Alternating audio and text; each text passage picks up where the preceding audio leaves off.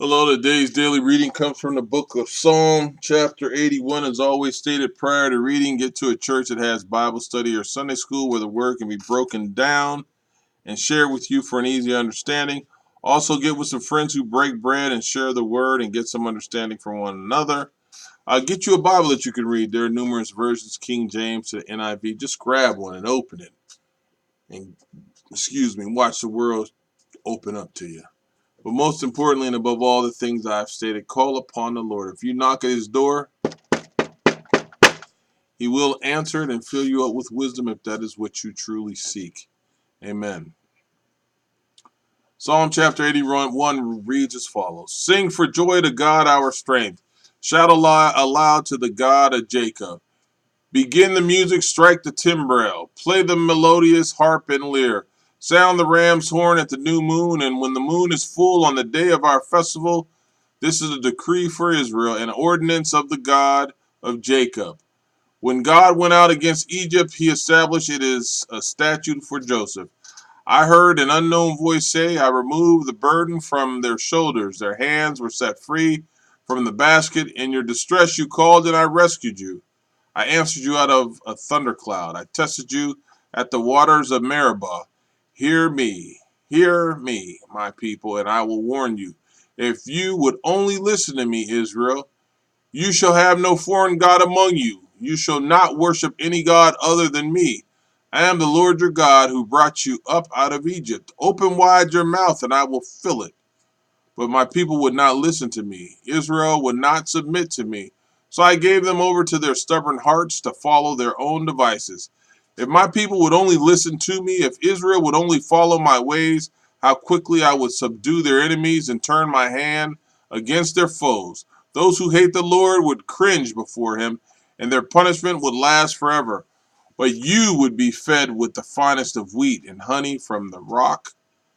I would satisfy you. Psalm chapter 82. God presides in the great assembly. He renders judgment among the gods. How long will you defend the unjust and show partiality to the wicked? Defend the weak and the fatherless. Uphold the cause of the poor and the oppressed. Rescue the weak and the needy. Deliver them from the hand of the wicked. The gods know nothing. They understand nothing. They walk about in darkness. All the foundations of the earth are shaken. I said, you are gods. You are all sons of the Most High, but you will die like mere mortals. You will fall like every other ruler. Rise up, O God, judge the earth, for all the nations are your inheritance. Psalm chapter 83.